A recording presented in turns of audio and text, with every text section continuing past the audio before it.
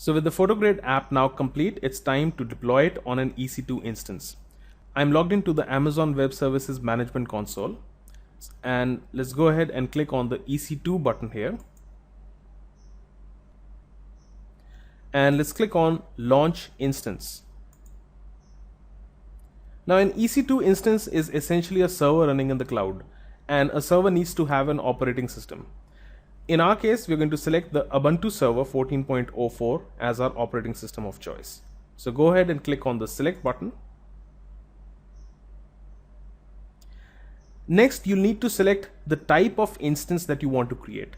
This essentially means selecting the RAM, the processor, and the type of storage. We're going to leave the selection at the T2 micro option, which you can see selected on this page. The reason for that is that the T2 micro is provided to you free of cost for a period of 1 year under the free tier program. This is great if you want to practice and deploy apps on an EC2 instance, but if you're going to deploy an app in production, then you might want to go through the other options that are given on this page. Click on Review and Launch and hit the launch button over here. Now the next thing that you'll need to do is to create a new key pair.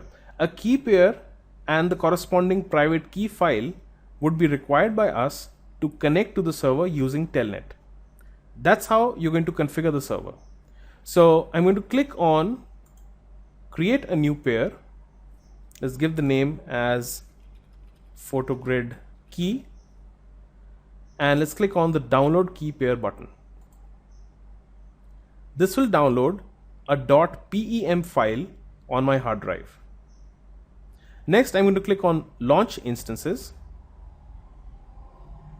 and this is going to create the necessary security groups and is going to launch the server. Let's click on the View Instances button to see our server being set up.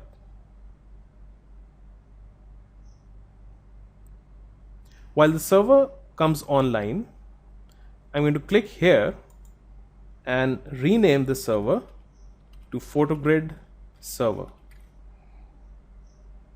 This lets me identify my server from amongst other instances listed on this page. Now the next thing that we need to do is to connect to the EC2 instance, since we can see that the instance is now running. On a Windows machine, to connect to the EC2 instance, I'll have to download a Telnet client called PuTTY. So let's go to the PuTTY download page, and you can Google up PuTTY. And on the download page on this website, I'm going to download putty.exe and puttygen.exe. I've already done that, and I have these two files in a folder on my drive. Next, I'm going to get the PhotoGrid key.pem file into this folder, and we would need to convert this key from the Amazon.pem format to a format which PuTTY understands. This is an extra step which is required on Windows, and you do not need this step on a Mac. So let's double click on puttygen.exe. Let's run the app. Let's click on the load button here, and I'm going to select all files because otherwise you won't be able to see the .pem file in the file browser. Now select the PhotoGrid key.pem, click on Open, click on OK, and let's click on Save Private Key to save a .ppk file. Let's call this as PhotoGrid key again. This time it's a ppk file, so click on Save. You'll notice that the PhotoGrid key.ppk file is created on your drive. Now to access the server, double click on PuTTY, click on Run, and the first thing that PuTTY asks for is the host name or the IP address of the server. So let's go back to our management console.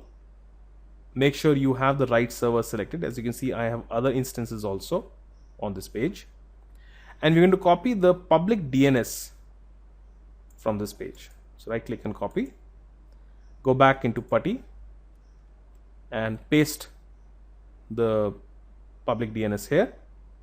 Go into the SSH section, expand the section, go into auth, click on the browse button against the option which says private key file for authentication, and I'm going to pick the photograde key.ppk file which we just created using PuttyGen. Now click on open, and if everything went well, you should see the login screen which requires you to type the username. Now since we have installed the Ubuntu operating system, our login name would be Ubuntu.